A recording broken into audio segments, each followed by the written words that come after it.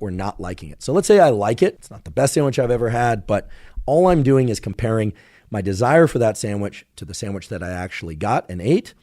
And chances are it's going to relieve that craving, meaning it will take that dopamine that had fallen below baseline up, back to baseline. And if I like the sandwich, it's going to indeed increase that dopamine again to another peak. Now, if I love the sandwich, like it's the most delicious thing that I've ever tasted in my entire life, well, then I'll get a big peak in dopamine when I consume that reward.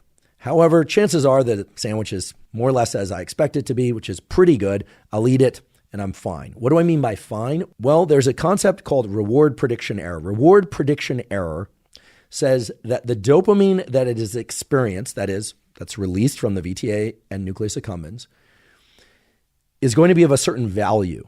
And that value is going to be compared to the desire and expectation of what I thought I was going to get. So if you take what you actually got minus what you expected, that's reward prediction error. So if the sandwich is basically what I expected to get, fine, dopamine comes down basically to a baseline level that's pretty standard for me and is basically the baseline level I had before I ever thought about the sandwich at all.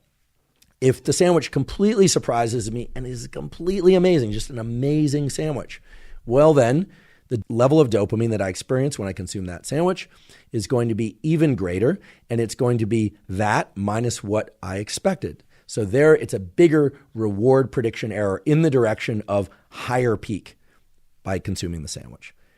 And then, of course, there's the other possibility, which is the deli's closed, or the sandwich they make me is lousy or doesn't taste good, or something happened in the consuming of that sandwich that just makes it a bad experience. In which case, if we take that reward experienced minus reward predicted from the initial craving, well, then it's going to be less than what I expected, and therefore the baseline drops below where it was prior to even desiring the sandwich.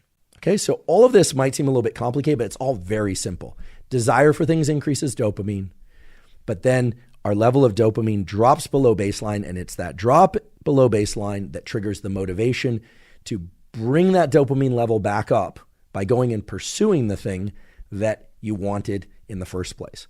Now, of course, as this is happening, you're not conscious of your dopamine levels. You experience this as context-dependent craving and pursuit. Because remember, the prefrontal cortex is involved in context setting and craving and pursuit because it relates to action and movement, which is one of the general features of the dopamine system. So you can start to see how this is a beautifully designed system.